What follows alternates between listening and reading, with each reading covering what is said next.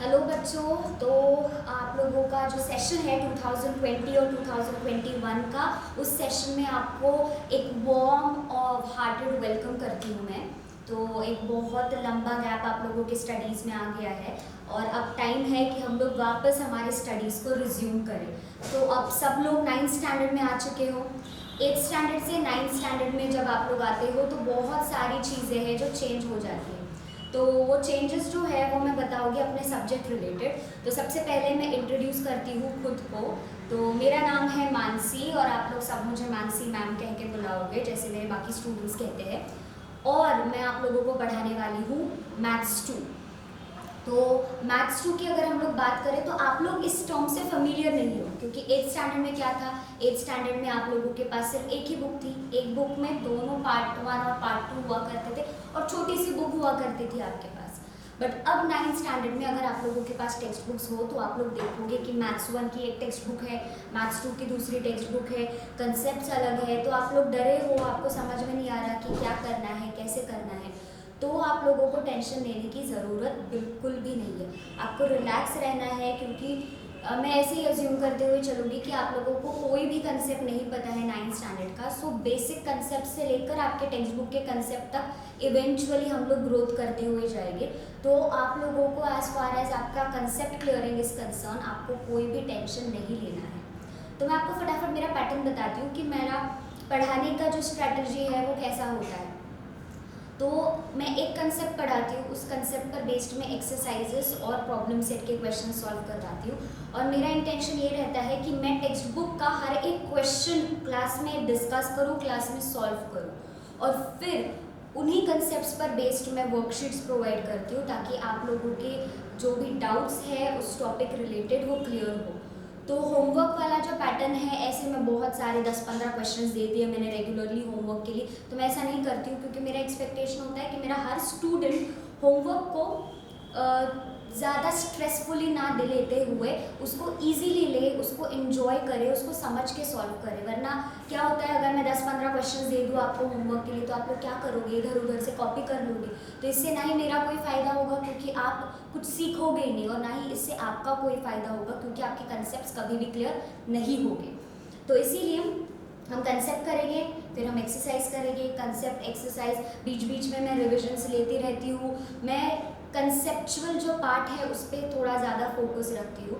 तो इसीलिए आप लोग मेक श्योर करो कि आपके कंसेप्ट्स क्लियर हो, ताकि अगर कंसेप्ट्स आपको आते हो तो आप लोग दुनिया का कोई भी क्वेश्चन उस कंसेप्ट पर बेस्ड सॉल्व कर सकते हो। तो जब मेरा पूरा चैप्टर एक्सप्लेन हो जाता है उसके बाद आता है डिफ़िकल्टी वाला पार्ट। तो डिफ़िकल्टी सिर्फ और सिर्फ उन बच्चों को आती है जो 2 कैटेगरीज में मैं उनको डिवाइड करती हूँ। कैटेगरी नंबर 1 जो बहुत ज़्यादा ध्यान दे रहे हैं, बट जब वो लोग प्रैक्टिकली सिंसियरली क्वेश्चन सॉल्व कर रहे हैं तो वाकई में जेन्युइनली उनको डिफ़िकल्टी आ रही है। और कैटेगरी 2 वाले जो लेज़ी बच्चे हैं, जो ध्यान ही नहीं देते, फिर होमवर्क दिया है, फिर अब होमवर्क हुआ ही नहीं तो टीचर को क्या बहाना देते हो, आप लोग बताते हो कि हम लोगों को समझा ही नहीं। तो आप लोगों को जो भी क्वेश्चन होमवर्क के लिए दिया जाए या जो भी क्वेश्चन वर्कशीट में दिया जाए, मेक श्योर कि वो क्वेश्चन आप लोग अटेम्प्ट करो। अटेम्प्ट करने के बाद अगर डिफ़िकल्टी आती है तो I am there to help you out. तो बिना हेजिटेशन के, बिना किसी भी कि हम लोग टीचर को कैसे क्वेश्चन पूछे, तो बिना डरे आप लोग मुझसे जो भी डाउट्स है, जो भी क्वेरीज है वो पूछ सकते हो। बट आप लोगों को मेक श्योर करना है कि इसके मुझे आप लोग क्वेश्चंस या क्वेरीज सिर्फ और सिर्फ तब पूछ सकते हो जब आप लोग उसको सिंसियरली अटेम्प्ट किया है। बिना अटेम्प्ट किए क्विट नहीं करना है आप लोगों को। ओके, तो हम लोग हमारा जो सिलेबस है मैथ्स का वो सिंपल और फ्लेक्सिबल रखने वाले हैं, और मैं मेक श्योर करूँगी कि आपको सारे कंसेप्ट अच्छे से समझ में आए और आप लोग मैथ्स को at the same time enjoy करो। तो मैं आप लोगों की पहली फ्रेंडशिप करा देती हूँ इस सब्जेक्ट के साथ। तो इसके लिए हम लोग क्या करते हैं, हम लोग सारे कंसेप्ट्स देखते हैं जो आप लोगों ने प्रीवियस क्लासेस में पढ़े हैं, और उन कंसेप्ट्स का थोड़ा सा वाइड और एक्सटेंडेड पार्ट हम लोग देखने वाले हैं 9th स्टैंडर्ड में। तो फिर से again welcome to the session 2020-2021। और आज से हम लोग हमारा सिलेबस स्टार्ट करेंगे। 2-3 दिन हम लोग सिर्फ बेसिक कंसेप्ट्स पर फोकस करेंगे। तो आपको मैं इंस्ट्रक्शंस दे देती हूँ कि जब भी आप लोगों का मैथ्स का लेक्चर होगा, आप लोगों को आपकी कॉपीज़ सामने रखनी है, पेंसिल होनी चाहिए, इरेजर होना चाहिए, स्केल होना चाहिए और पेन होना चाहिए, क्योंकि मैं जब फिगर्स वगैरह बनाने बोलूँगी होगी। तो मैं प्रेफर करती हूँ कि आपका काम नीट एंड क्लीन हो, आप लोग स्केल और पेंसिल का यूज़ करो। तो स्टार्टिंग से ही, बिगिनिंग से ही आप लोग ये अच्छी आदतें लगाओ तो आगे चल के आपको प्रॉब्लम नहीं होगा। Okay, so let's get it started. Maths 2 जिसको हम लोग कहते हैं ज्योमेट्री।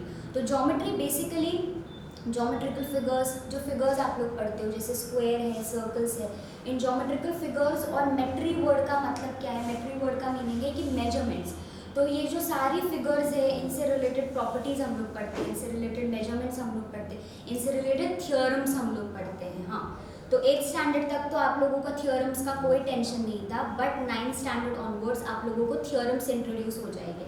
तो फिलहाल हमारा जो फर्स्ट चैप्टर है उसमें कोई थियोरम नहीं है, सारे कंसेप्ट्स है, बट जब जब थियोरम्स आएंगे तब तक मैं उन थियोरम से रिलेटेड कंसेप्ट क्लैरिफाई करने की कोशिश करूँगी। जस्ट बिकॉज आप लोग फ्रेशर्स हो, आप लोग बिगिनर्स हो, आपके लिए सारी जो चीज़ें हैं वो नई है। तो सबसे पहले हम लोग स्टार्ट करते हैं सारे बेसिक ज्योमेट्रिकल फिगर्स से। मुझे देखना है कि आप लोगों को कितनी सारी चीज़ें याद है। तो जो हमारा पूरा ज्योमेट्री है वो स्टार्ट होता है इस पॉइंट से। ये जो डॉट है इसको हम लोग कहते हैं पॉइंट, और इसका डायमेंशन होता है 0 डायमेंशन। इसको ना ही लेंथ है ना ही ब्रेथ है, तो ये है पॉइंट। फिर इसको हम लोग क्या कहते हैं? ये होती है लाइन। और लाइन को आप लोग कैसे डिफाइन करते हो? ये सारे पैरामीटर्स आपके ऑलरेडी हो चुके हैं। तो लाइन का मतलब क्या है कि वो दोनों तरफ से एक्सटेंड हो सकती है। नैरो इसका मतलब है it can be extended from both the sides. और ये क्या है? इसको हम लोग कहते हैं सेगमेंट। सेगमेंट का मतलब है ये दोनों तरफ एक्सटेंड नहीं हो सकती। फिर अगर हम लोग बात करें इस फिगर की तो हम लोग क्या कहेंगे? इसको कहते हैं रे। रे का मतलब है ये सिर्फ एक ही साइड में एक्सटेंड हो जाएगा, बट दूसरी साइड से ये एक्सटेंड नहीं हो सकता। फिर इसके बाद ये जो ऐसा है इसको आप लोग कहोगे स्क्वायर, बट इसको स्क्वायर नहीं, हम लोग इनको प्लेन्स कहते हैं। अगर मैं बोर्ड की बात करूँ तो ये व्हाइट बोर्ड क्या है? प्लेन है। आप लोग जो कॉपीज में लिखते हो वो भी क्या है? प्लेन है। तो इसको हम लोग क्या कहते हैं? सिंपली ये है प्लेन सरफेस। ओके, तो ये सारी बेसिक पैरामीटर्स है जो आप लोग ऑलरेडी पढ़ चुके हो। इसके बाद अगर हम लोग आगे बढ़े तो आता है फिर सर्कल।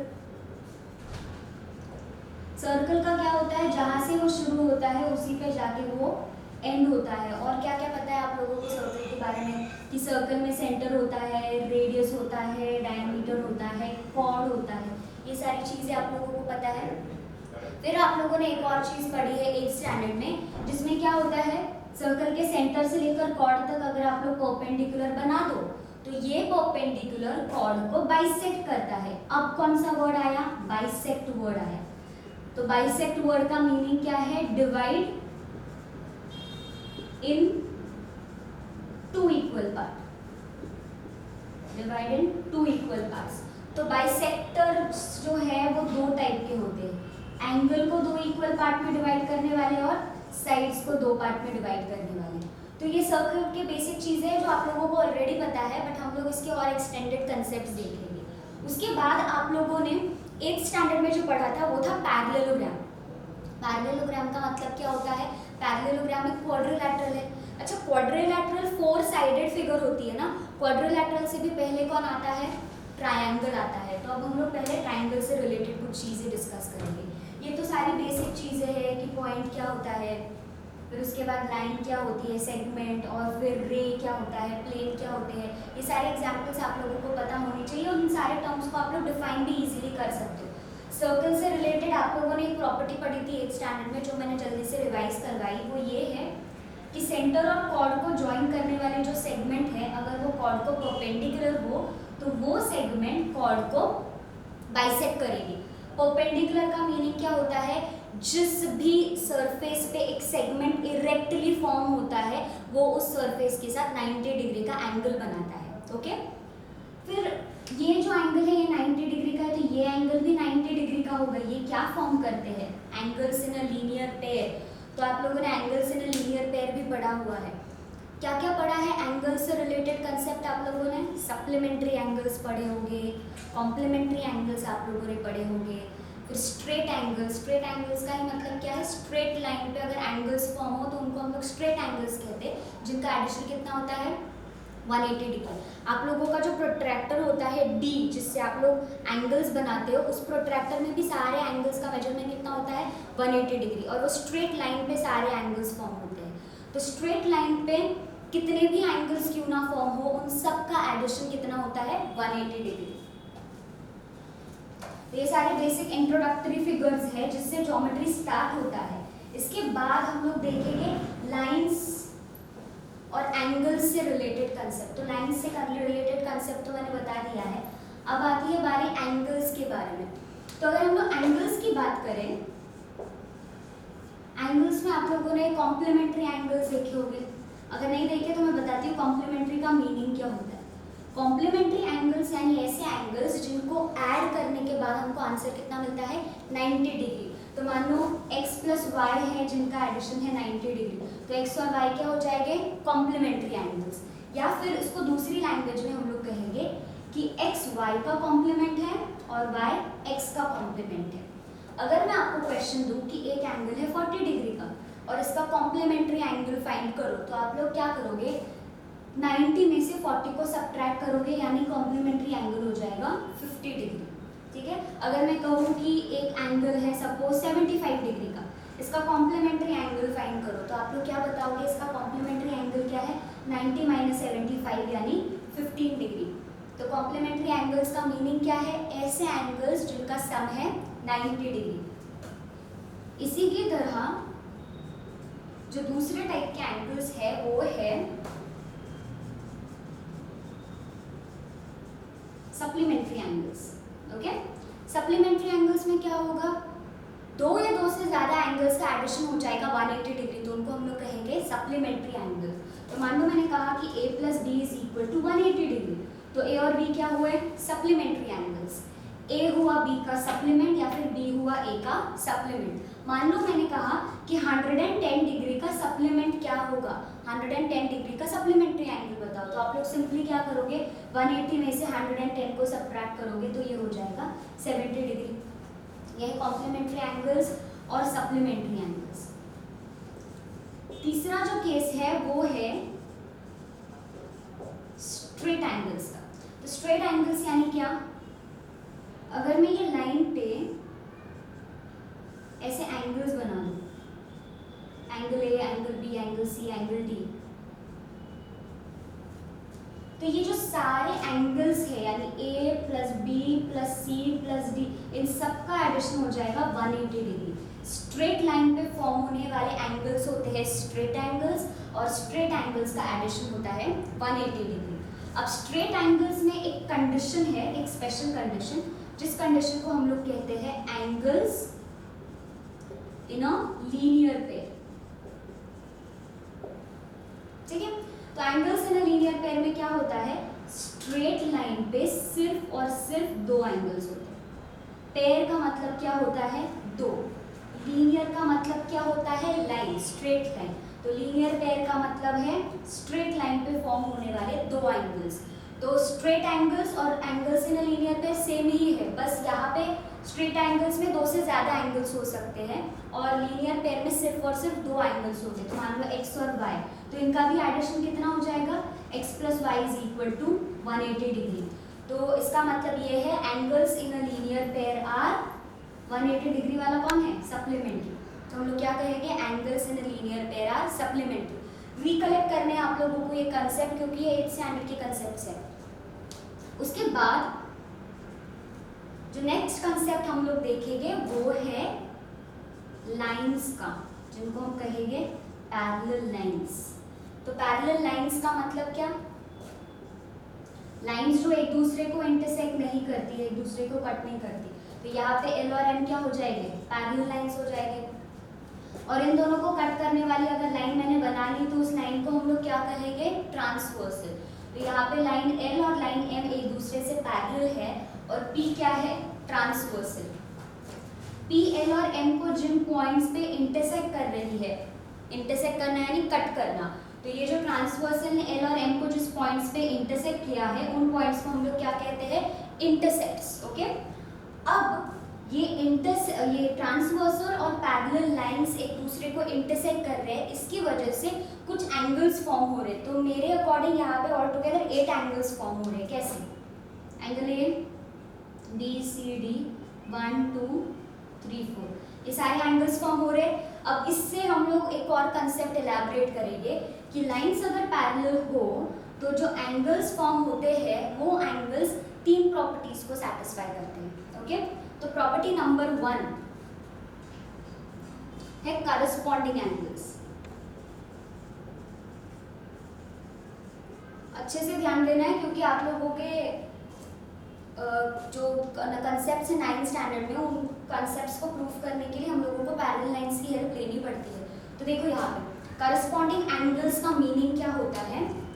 पैरेलल लाइन के ऊपर, मान लो अगर हॉरिजॉन्टली लाइंस पैरेलल है तो पैरेलल लाइंस के ऊपर और पैरेलल लाइन के नीचे वाले एंगल्स होते हैं करस्पॉन्डिंग एंगल। मतलब ऊपर वाले कौन है?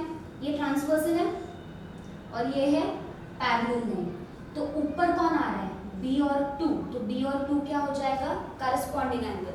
और करस्पॉन्डिंग एंगल हमेशा होते हैं इक्वल सिर्फ और सिर्फ जब वो पैरेलल लाइंस की वजह से फॉर्म हो। वैसे ही पैरेलल लाइन के नीचे आने वाले कौन हैं? ये दोनों एंगल्स। ये दोनों एंगल्स क्या हो जाएंगे? इक्वल। सेम चीजें हम लोग लेफ्ट हैंड साइड में भी करेंगे। पैरेलल लाइंस के ऊपर कौन आ रहा है? ये दोनों एंगल्स। और पैरेलल लाइंस के नीचे कौन आ रहा है? ये दोनों एंगल्स। इसका मतलब है angle A equal to angle 1 और angle C is equal to angle 3। So these are corresponding angles और करस्पॉन्डिंग एंगल्स होते हैं इक्वल। दूसरा जो है वो है अल्टरनेट एंगल्स। अल्टरनेट एंगल्स में होता क्या है? मोस्ट प्रोबेबली Z जैसे फिगर आप लोगों को दिखती है और ये जो Z के कॉर्नर्स में फॉर्म होते हैं ये एंगल्स होते हैं अल्टरनेट एंगल्स। और अल्टरनेट एंगल्स भी होते हैं इक्वल। तो यहाँ पे अगर आप लोग ऑब्जर्व करोगे तो ये एक Z फॉर्म हो रहा है और Z के कॉर्नर में कौन सा एंगल्स है? C और 2। वैसे ही ये दूसरा Z फॉर्म हो रहा है ऐसे और इसके कॉर्नर में कौन सा एंगल्स है? D और 1। तो इसका मतलब है अल्टरनेट एंगल्स में क्या आ जाएगा? एक पेयर है ये अल्टरनेट और ये दूसरा पेयर है, तो C और 2। Angle C is equal to angle 2 और दूसरा angle D is equal to angle 1। तीसरी जो कंडीशन है वो है इंटीरियर एंगल्स की। और ये जो इंटीरियर एंगल्स है ये होते हैं सप्लीमेंट्री। सप्लीमेंट्री वर्ड का मीनिंग मैंने ऑलरेडी बताया है, ऐसे एंगल्स जिनका एडिशन है 180 डिग्री। तो सप्लीमेंट्री एंगल्स, इंटीरियर एंगल्स होते हैं सप्लीमेंट्री। इंटीरियर का मीनिंग तो आपको पता है, जो भी पैरेलल लाइंस होगी उनके अंदर एंगल्स आते हैं।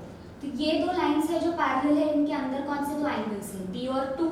तो D और 2 इंटीरियर एंगल है, बट क्या इंटीरियर एंगल्स इक्वल है? नहीं, इंटीरियर एंगल्स है सप्लीमेंट्री। इसी सेम फॉर्मेट में ये जो C और 1 है ये भी क्या है? पैरेलल लाइंस के अंदर आ रहा है। तो इसका मतलब है ये क्या हुए? Interior angles. मतलब हमको क्या मिलेगा? Angle 1 plus angle C is equal to 180 degree. Reason interior angles are supplementary. उसके बाद क्या हो जाएगा? Angle 2 plus angle D is equal to 180 degree. Again the reason is interior angles are supplementary. अब यहाँ पे एक और चीज मैं बताती हूँ, यहाँ पे angles in a linear pair है क्या? है। कैसे? ये एक हॉरिजॉन्टल लाइन है, ये लाइन ऐसी हो सकती है, ऐसी हो सकती है, डजंट मैटर, लाइन कैसी भी हो, स्लैंट लाइन हो, फिर भी उस पे एंगल्स, लीनियर पेयर वाले एंगल्स फॉर्म होते ही है। ठीक है, तो यहाँ पे मैं आप लोगों को पेयर्स बताते हुए जाती हूँ। पहला पेयर कौन सा होगा? A plus B. A plus B is angle in a linear pair. So A plus B equal to 180 degree, B plus D equal to 180 degree, C plus D equal to 180 degree, A plus C equal to 180 degree. इसी same format में 1 plus 2 equal to 180 degree, 2 plus 4 equal to 180 degree, 3 plus 4 equal to 180 degree and 1 plus 3 equal to 180 degree. तो इसका मतलब है ये angles क्या हुए? Angles in a linear pair. तो ये जो प्रॉपर्टीज मैंने आप लोगों को बताई, ये प्रॉपर्टी सिर्फ और सिर्फ पैरेलल लाइंस के लिए अप्लाई होती है। और angles in a linear pair में क्या होता है? ये इंटरसेक्टिंग लाइंस में काम आती है ना। ये एक लाइन है और ये लाइन क्या कर रही है? इस लाइन को कट कर रही है ना। तो इसका मतलब यहाँ पे क्या फॉर्म होगा? Angles in a linear pair. फिर उसके बाद एक और कंसेप्ट है जो आप लोगों ने फिर से 8th स्टैंडर्ड में पढ़ा हुआ है, वो कंसेप्ट है वर्टिकली ऑपोजिट एंगल्स का। तो आप लोगों को एक छोटा सा थ्योरम भी है,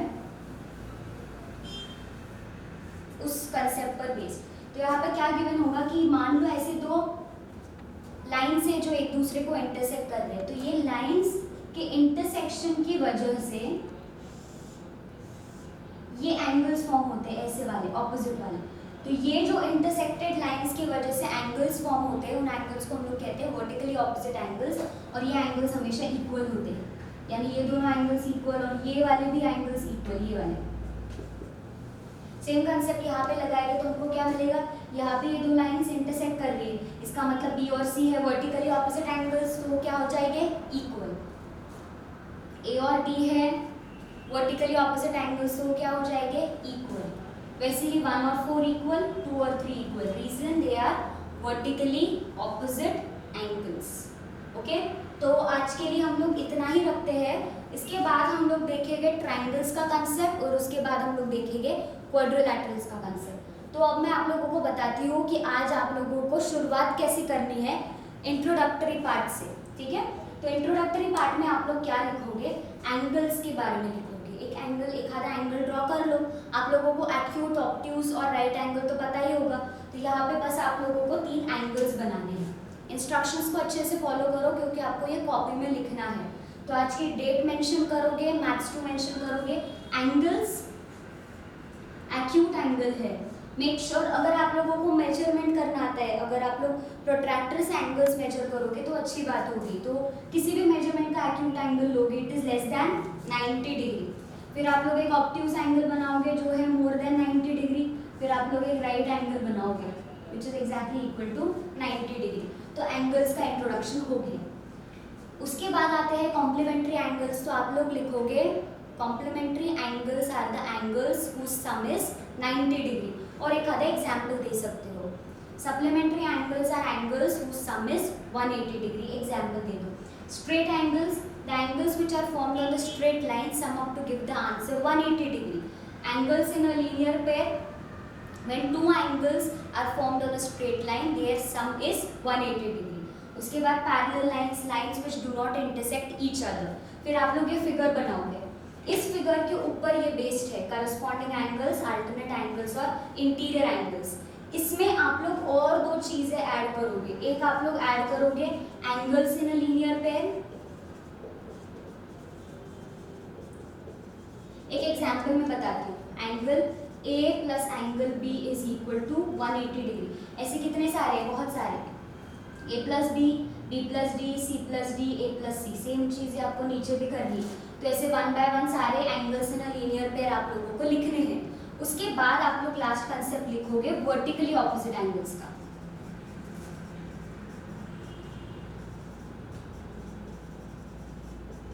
आमने सामने वाले एंगल्स। तो मैं एक एग्जांपल लिख रही हूँ, angle A equal to angle D. बाकी क्या आप लोग लिख सकते हो, बी और सी इक्वल है, 1 और 4 इक्वल है, 2 और 3 इक्वल है, वो इसके नीचे आप लोग लिखोगे, ठीक है। ये जो 3 कंसेप्ट है ये तब पॉसिबल है जब लाइंस हो पैरेलल, और ये 2 कंसेप्ट तब पॉसिबल है जब लाइंस हो इंटरसेक्टिंग। तो ये हम लोगों ने यहाँ पे इसीलिए लिखा है क्योंकि ट्रांसवर्सल पैरेलल लाइंस को इंटरसेक्ट कर रहा है, इसीलिए ये 2 कंसेप्ट हम लोगों ने यहाँ पे लिखे हैं। ओके, तो मतलब क्या है, ये सारी चीज़ें आप लोगों को एज इंट्रोडक्टरी पार्ट लिखना है। And that's it for today. I hope कि आज का लेक्चर आप लोगों के लिए हेल्पफुल रहा है, और बहुत सारी चीज़ें जो आप लोग ऑलरेडी प्रीवियस क्लासेस में पढ़ चुके हो वो चीज़ें आप लोगों ने इसी बहाने वापस याद कर ली। Okay, so with this we end the lecture. हमारे नेक्स्ट लेक्चर में हम और कुछ बेसिक कंसेप्ट देखेंगे। Okay, that's it for today.